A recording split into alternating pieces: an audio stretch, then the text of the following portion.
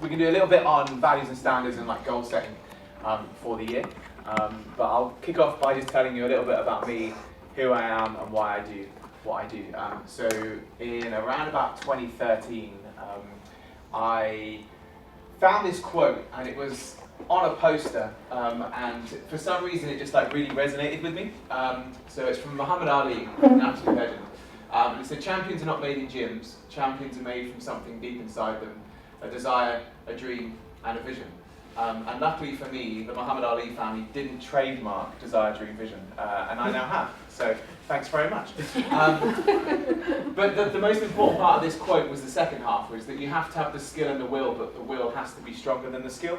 And it just became like a bit of an ethos in life for me. So I kind of went on a bit of a journey through life to kind of get to where I've got to. And desire, dream, vision, and this will to kind of achieve stuff has always been like a really big kind of thread through it all, really. So this was me at kind of 15. It's okay to laugh, you don't have to hold it in, it's all right. So that was me at 15, with the delusion that I was going to make it as a Premier League footballer and play for England, which quite clearly did not happen. And but that was my goal, right? So that was everything I was always kind of striving for. And then I got to college and realised, well, if I can't play there, how else can I get there? So at college, I then started doing college radio, and this is like my favourite picture from my TV career that I had.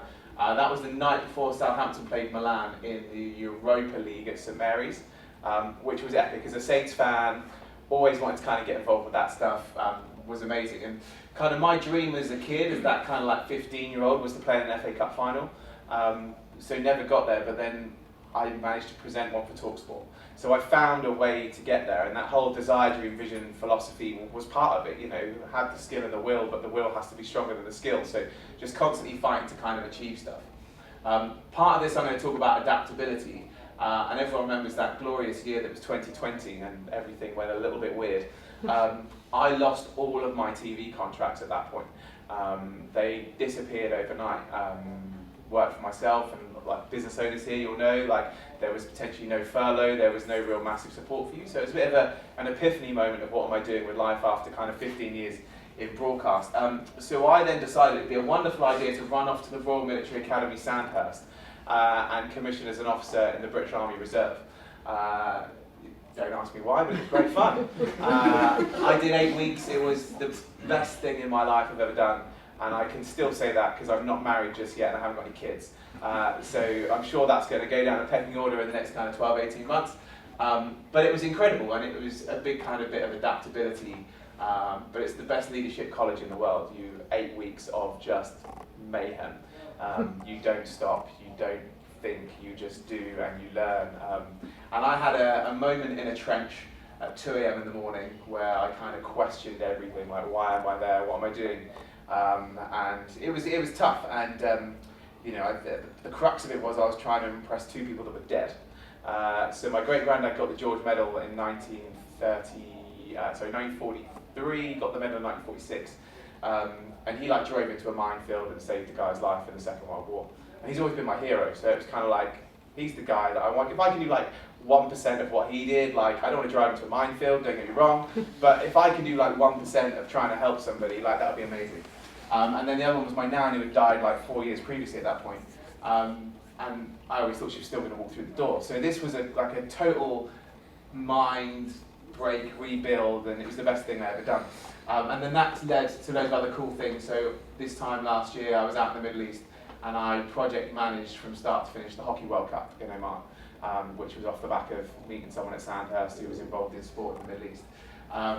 So it was an incredible journey, but desire, dream, vision's been like a thread through the whole thing. So even when it came to going to Oman, it was all about helping people be the best they can be, and helping empower people to go and do it. And for me, mission complete, because next week Oman are hosting it's not World League 2, but they've got a new second tier international hockey tournament for countries like Oman that aren't in the top 10, but can still compete and play competitive hockey.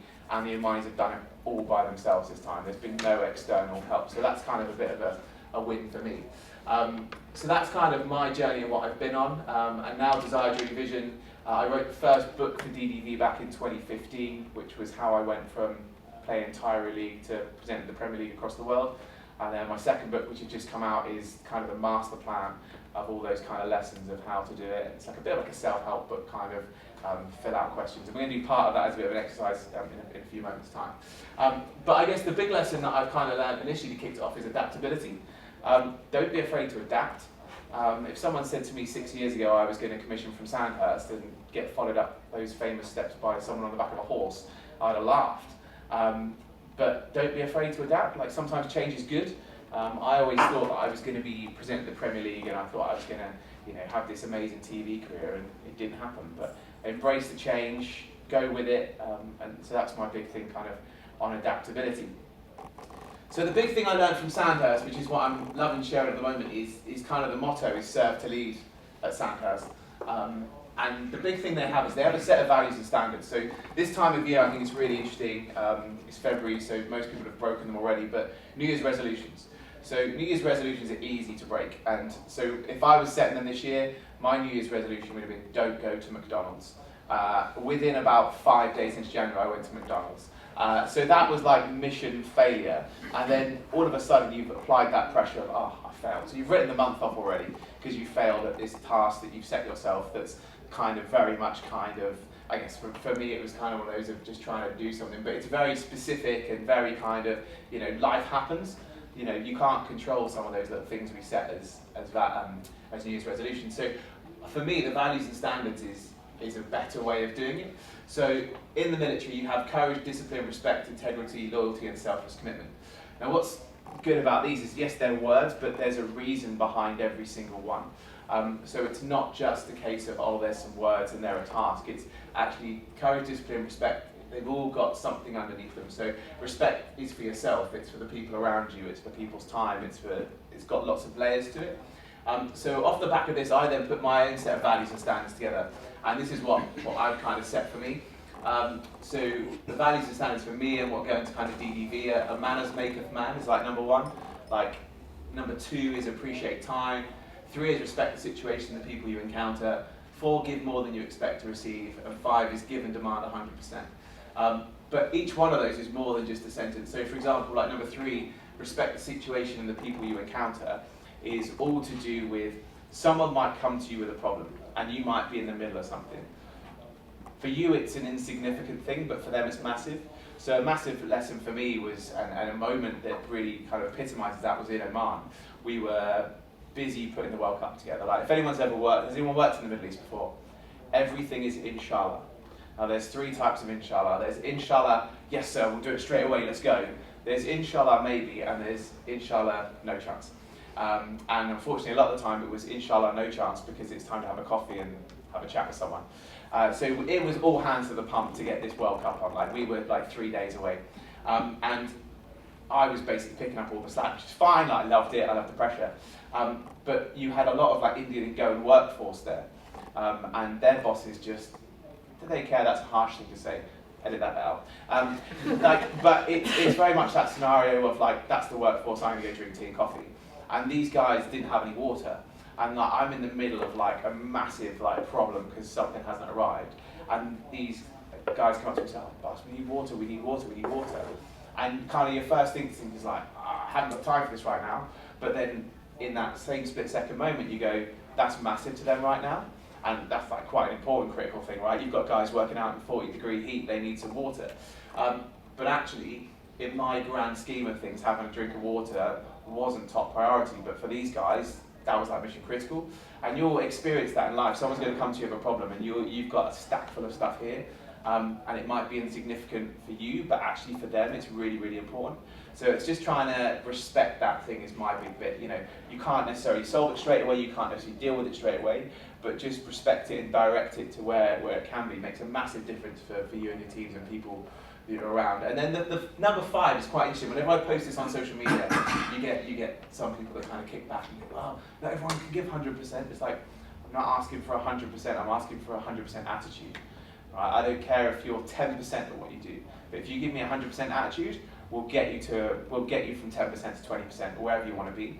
And I think that's the same thing. Like, for you as an individual is to always try and give 107%, even when you're tired and you're cold and you don't want to be somewhere. Again, back to respecting that situation.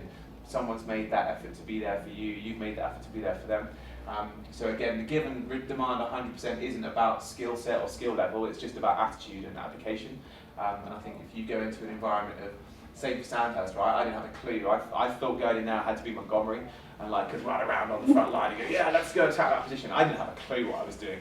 And there was a lot of pressure on that because that's what I thought they expected of me. But actually they wanted this. They just wanted you to give 100%. They'll teach you everything you need to know. And I think that's like a big thing kind of for me. So the big thing with this is there's a top liner and then there's a reason for everything else underneath this. So I've got some kind of like sheets, and what I thought we'd do is like a little like 5-10 minute kind of exercise of just setting some values and standards. Some people, like who has business values and standards, like a lot of businesses have those kind of things. But what I tend to do, because I think so for me, if you're happy at home and in personal life, like work becomes more fun. So whenever I do like values and standards, like we'll worry about the business bit later on, but like what are your personal values and standards? Like what kind of works for you? So if you guys want to take one of these and pass it on, and then what we'll do is we will share a couple and just kind of go from there. So what I tend to do with these, so I've kind of got mine, and I have them like posted around the house in different places. So ironically, that Muhammad Ali quote at the start, I still have the original post-it note from like 2003. It's obviously like in like a clear plastic frame now, because otherwise it would be like falling apart. But yeah, I've still got that original post-it note hung in my bathroom in a frame, which is quite cool. So like a lot of these like values, I just put like little places and just kind of by a light switch or whatever, just to kind of remind you of them. So does anyone want to share one of theirs that they put down? There we go. Final one.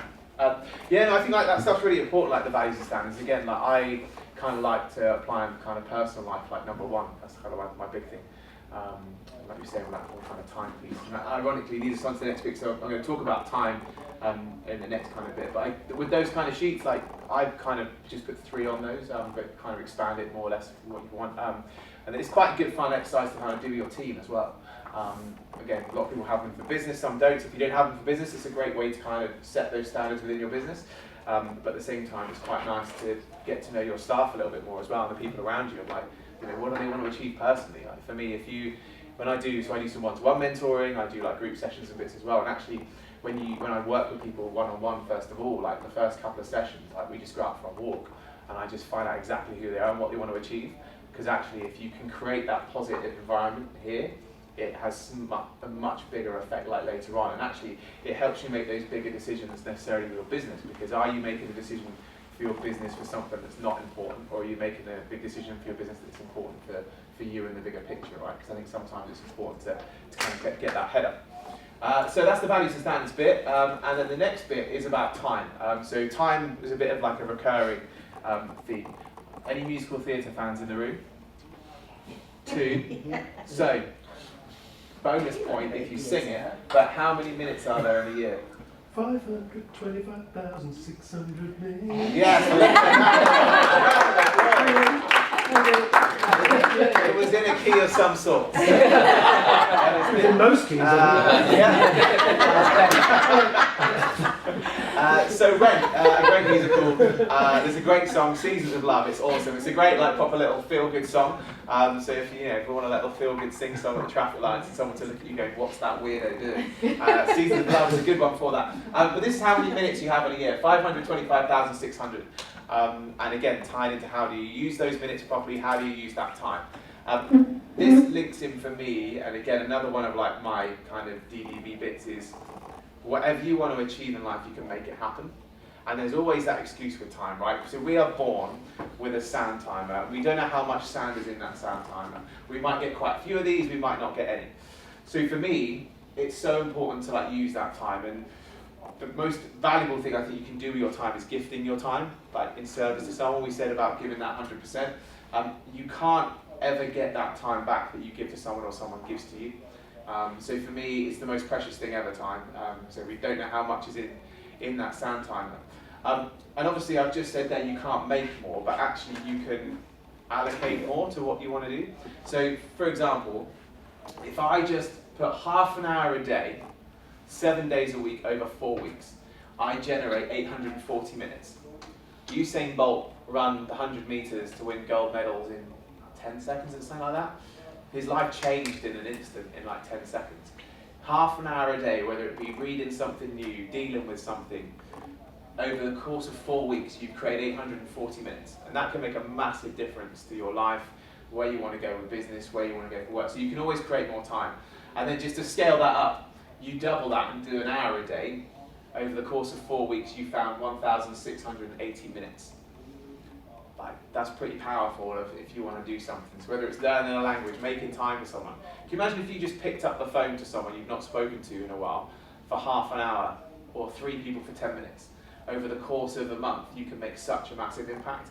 And I actually heard a really amazing analogy the other day, actually, about just reaching out to people. And I was up at a dinner in London, and this guy said he got told this story that there was this guy walking down the street with this really heavy rucksack on, and he was like really, really struggling. So this guy across the road went, "Oh, do you want a hand?" And he went, "Oh yeah, go on." And they got talking anyway. Years passed, and they became really good mates, and it got to the guy who crossed the road to help the wedding day. And the guy with the rucksack, he was the best man. And he turned around on his wedding speech and turned around and went, "You don't know why I was carrying that rucksack that day." And he turned around and went, "That had all my life's belongings in it because I was about to go jump off a bridge." And that was like the best man speech. And actually, it's a really kind of good analogy story of you don't know what someone else is going through, and actually giving that time, 10 minutes, 5 minutes, you never know. And yes, in simple terms in business, giving that 10 minutes might help someone learn something that has a better effect on your business, but actually getting to know the people around you, campfires, stars, what we're here for, can make a massive difference without you even knowing. So, use that time you've got, fill those minutes, and do some really, really cool stuff. The final thing I'm going to leave you with, I'm conscious of eating into Izzy's time, is look up. So it's my big thing for this year is look up. So the analogy I love to do with this is if you're in London, everyone's doing this, and you're walking down London and you're doing this. If all of a sudden someone bumps into you and you're at a traffic light, or someone tries to steal your phone, you kind of look here, that's where you go, and then you're back down to here again. But actually, if you're walking down Regent Street, the architecture is incredible. And then if you look 2 levels up, throw the skyline, and it's awesome. And like life and business, a lot of the time you do have to be here, you have to be blinkered. But like take that time, that half an hour a day, that hour a day, and just look up, look 1 level up, and just give yourself a bit of space and actually appreciate where you are, what you've done. Because like life's really beautiful when you look 1 level up. And it can be difficult, and life does get ahead of itself, but that's my big thing for like this year is just look 1 level up, because there's some awesome stuff out there and you're doing like amazing stuff. So yeah, that's kind of my half hour done. I hope there was some kind of insight there. I kind of tried to pack like a few different bits into that.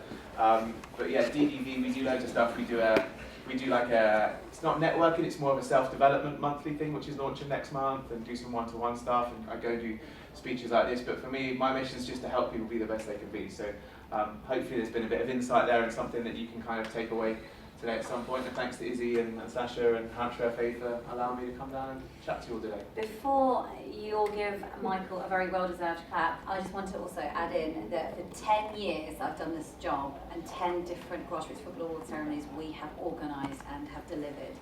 Michael has never missed an award ceremony. He stood on that stage from 4 to 11 and is one of 2 people up there, obviously, that is presenting and co-delivering, but he's never ever let this organisation down. So he's given us 10 years worth of service, and that all started with a brief, quick meeting at Winkelbury, which he did also travel up to. So from us to you, a huge thank you, because gosh, this got on emotional really quickly, isn't it? The feeling coming, so keep it there. But no, thank you very much indeed for what you've done and your service to grassroots football for us. Thank you. Any questions for Michael before Mike finishes? No? No, it's brilliant. Thank you so much. Things definitely do resonate there when you just... Cool. Amazing. Yeah, I think Graham would have captured the shock when you mentioned about the belongings in the bag, and because my face went, Yeah. so that's definitely captured. But that was the same for me last week. Was- Like, I wondered where the guy was going with it first. Yeah. He said this dinner the other week, I'm like, oh my god, this is like too good not to share with people, because it's sometimes like you talk about these things and like looking out for people, you know, you can go on kind of a long conversational journey, but actually Yeah. that just gets straight to the point. And I was like, actually, that's so valuable. So yeah, I kind of borrowed off him to like share with people because I think it's pretty incredible. But the situation was also circumstantial. You know, would anybody in that moment have offered to help the guy with those belongings in that bag? You know, how many times does that happen when you've got something heavy? You know, how many times is somebody going to say, do you need a hand with that? Doesn't really happen. So he was in that moment, that time when that person, it was like, there was a purpose to that, wasn't there? 100%. Well, I Yeah, no, 100%. Yeah. And just to finish the football thing, when you look up, the best footballers look up. The worst footballers have always got their head in their feet. The best footballers are looking up, seeing what's around them, and they're the ones who can make the best decisions. So. That's why I never made it.